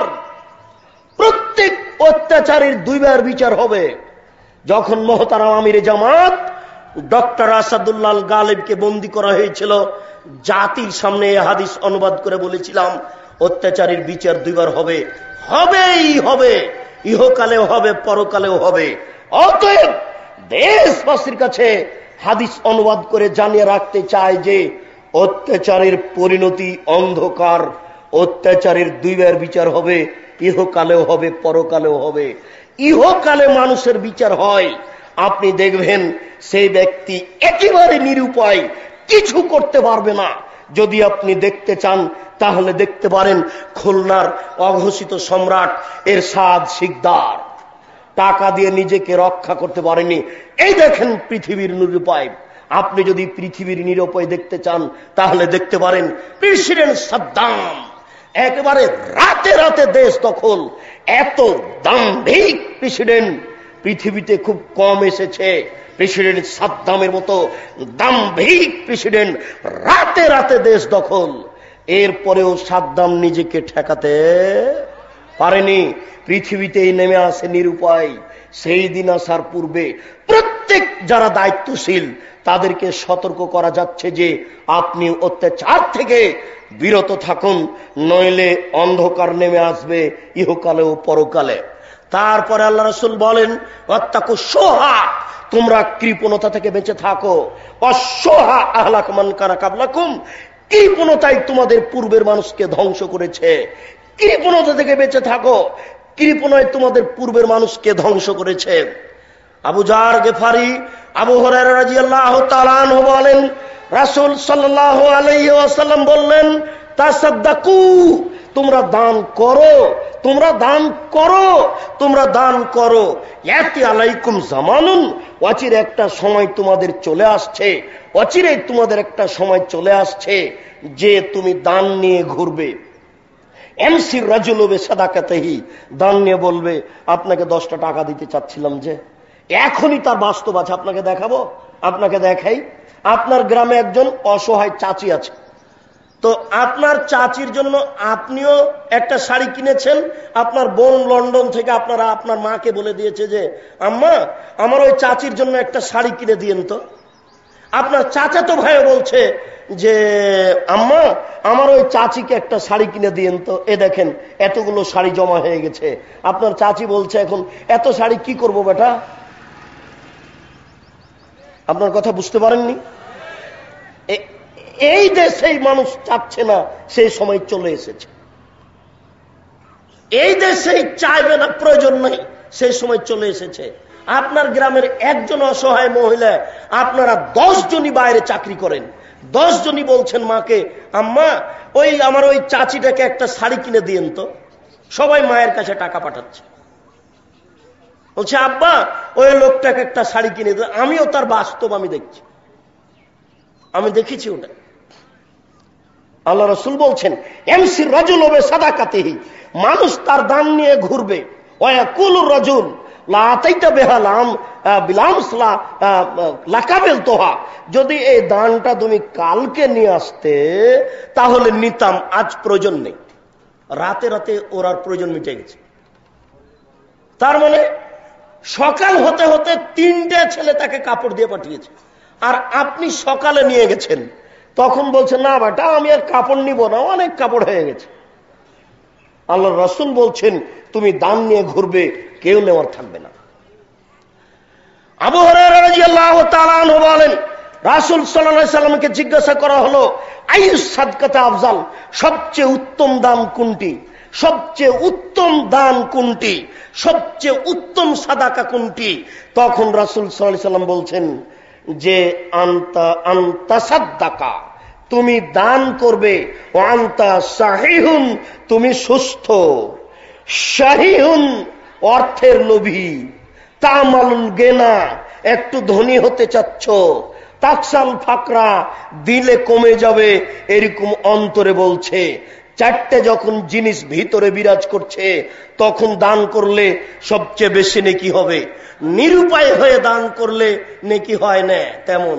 আর বাপের জন্য যেটা মান্যত মেনেছেন ওতে 1 পয়সাও কিছু হবে না।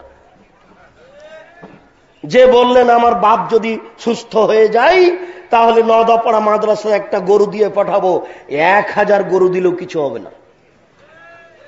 আল্লাহ রাসূল বলছেন যে ওকে দিতেই হবে, ও দিতে চাইলো কেন, ওকে দিতেই হবে, ও দিতে চাইলো কেন, ওকে দিতেই হবে, দিতে চাইলো কেন?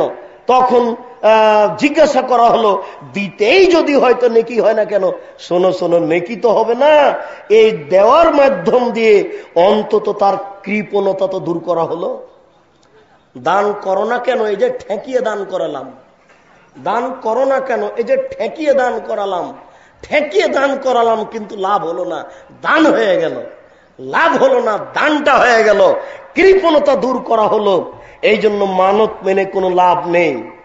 কসম করাও ঠিক নয়। যদি কসম করেন যে শ্বশুর বাড়ি যাব না, এই বলে যদি কসম করেন, সাইকেল দেয় নিজে, মোটর সাইকেল, এই জন্য যদি কসম করেন তাহলে আল্লাহ রাসূল বলছেন 10 জন ফকিরকে আগে তাড়াতাড়ি খেতে দাও, দিয়ে শ্বশুর বাড়ি যাও। এটা ভুল হয়ে গেছে। 10 জন ফকিরকে আগে তাড়াতাড়ি খেতে দাও, তারপরে শ্বশুর বাড়ি যাও। এইভাবে ভালো কাজ করব না বলে কসম করা ঠিক নয়। শুনুন, মনে থাকবে কি 4টে জিনিস বিরাজ করছে আপনার ভিতরে, তখন যদি দান করেন সবচেয়ে বেশি নেকি হবে। 1, শরীর সুস্থ। 2, অর্থের লোভ ভিতরে। 3, ধনী হওয়ার হিসেব, টাকা পয়সা আনছি জমা করছি, আনছি জমা করছি। জমি কিনতে হবে, যে ভ্যান কিনতে হবে, টাকা পয়সা আনছি জমা করছি, ধনী হওয়ার লোভ। 4, দিলে যে কমে যাবে, দিলে যে কমে যাবে, দিলে যে কমে যাবে। এরকম যখন 4টে জিনিস ভিতরে কাজ করছে, এই সময়ে দান করলে সবচেয়ে বেশি নেকি হবে। মনে থাকবে না 4টে জিনিস? 1, শরীর সুস্থ। 2, টাকার লোভ। 3, ধনী হওয়ার ইচ্ছে। 4, দিলে কমে যাবে। এরকম খেয়াল ভিতরে থাকাকালীন দান করলে সবচেয়ে বেশি নেকি হবে। আবু যার গেফারি রাদিয়াল্লাহু তাআলা আনহু বলেন, রাসূল সাল্লাল্লাহু আলাইহি ওয়াসাল্লাম বলেছেন, আলা কুল্লি মুসলিমিন সাদাকা, প্রত্যেকটা মানুষকে দান করতে হবে। ভ্যান চালককেও দান করতে হবে, দিন মজুরকেও দান করতে হবে, প্রত্যেকটা মানুষকে দান করতে হবে। এই কথা বলতেই সাহাবীগণ বললেন, কালু ফাইলাম এজেদ, আল্লাহ রাসূল সবাইকে যে দান করতে বলছেন, ওর টাকা না থাকলে ও কি করবে? ওর যদি টাকা না থাকে তাহলে কি করবে? এবার আপনার কথা চলে আসলো, এ দেখেন। আর এই যুবক শোনো, আমি যেটা তোমাকে পরামর্শ দিই সেটা চলে আসলো, এ দেখো বুখারী মুসলিমের হাদিস। এবার আল্লাহ রাসূল বলছেন যে ফায়ামালু ফি বাইতিন নাস, তাহলেও মানুষের বাড়িতে কাজ করবে, ওয়ায়াতাসাদ্দাকু মিনহু ওয়া ইয়ানফাউ নাফসাহু, ওই মানুষের বাড়িতে কাজ করে যেটা পেয়েছে সেটা দিয়ে নিজে উপকৃত হবে আর দান করবে। আমি আপনাকে বুঝাতে পারলাম কি না? আমি আপনাকে একটা পর্যায়ে নিয়েছি, দিন মজুরি করে খেতে হবে। সেখানে 200 টাকা পেলে 5 টাকা দান করতে হবে, 1 টাকা দান করতে হবে। এবার দেখেন, আমি বুখারী মুসলিমের হাদিস অনুবাদ করে দেখাচ্ছি। আল্লাহ রাসূল বললেন যে সবাকে দান করতে হবে। তখন সাহাবীগণ বললেন, ফাইনাল এজেদ, সবাকে দান করতে বলছেন মানে? আশ্চর্য, যদি না পারে তাহলে কি করবে? তখন বলছেন, ইয়ামালু ফি বাইতিন নাস, মানুষের বাড়িতে কাজ করবে, ফায়ানফাউ নাফসাহু ওয়া ইয়াতাসাদ্দাকু মিনহু, দিয়ে ওই টাকা দিয়ে নিজে উপকৃত হবে এবং দান করবে। এ দেখেন, ভ্যান চালককে দান করতে হবে। আমি মনে হয় বুঝাতে পারছি না। আল্লাহ রাসূল যখন বললেন সবাকে দান করতে হবে, তখন সাহাবীগণ কি বললেন বলেন তো? সাহাবীগণ বললেন, যদি না পারে, যদি টাকা না থাকে, তখন আল্লাহ রাসূল বললেন তাহলে মানুষের বাড়িতে কাজ করবে, মানুষের বাড়িতে কাজ করে যেটা পেয়েছে সেটা দিয়ে নিজে উপকৃত হবে এবং দান করবে, সবাকে দান করতে হবে। এবার সাহাবীগণ বলছেন একটার পর একটা, একটার পর একটা। সাহাবীগণ বলছেন, ফাইনাল মেস্তাতে, যদি মানুষের বাড়িতে কাজ করতে না পারে তাহলে? মানুষের বাড়িতে যদি কাজ করতে না পারে তাহলে কি করবে? তখন আল্লাহ রাসূল বলছেন, ইনুদাল হাজাতিল মালহুফা, অসহায় মানুষকে সহযোগিতা করবে, অসহায় মানুষকে সহযোগিতা করবে। এটা কিভাবে?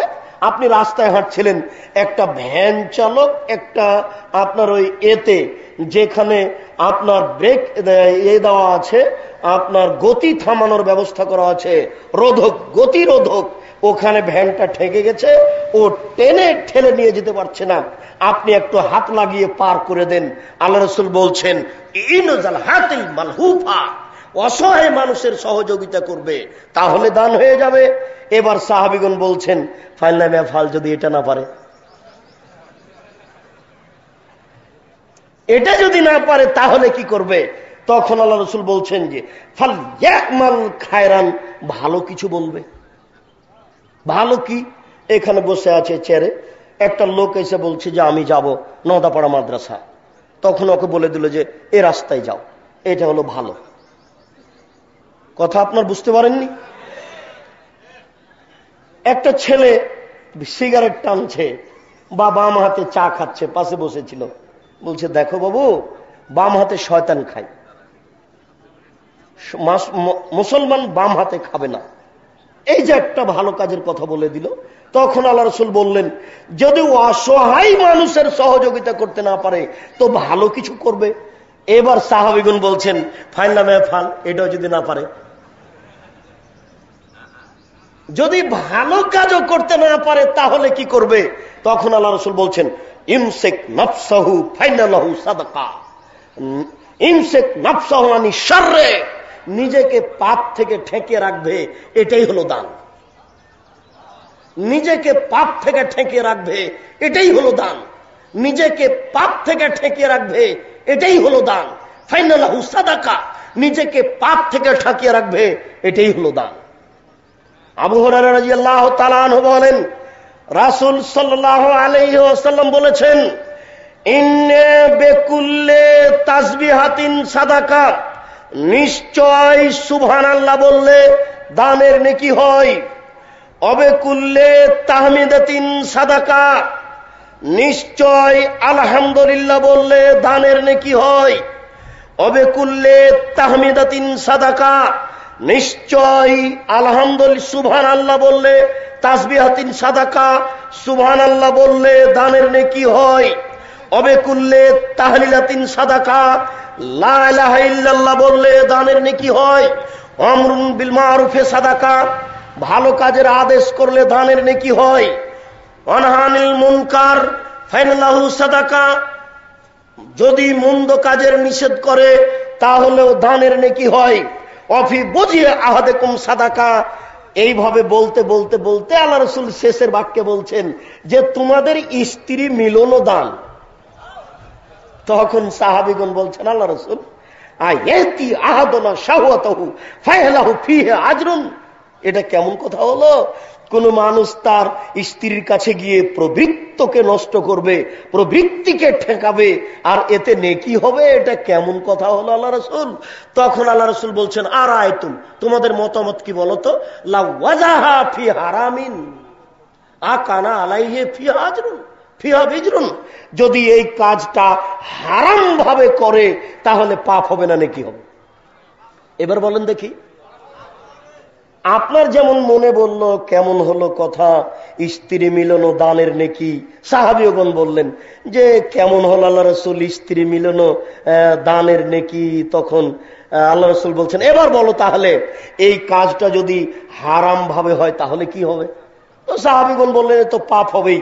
তখন আল্লাহ রাসূল বলছেন, এটা যদি হারাম ভাবে পাপ হয় তো ওয়াজাহা ফিল হালালে কানা লাহু ফিহি আজরুন, এটা যখন বৈধ ভাবে হবে তখন নেকি হয়ে যাবে।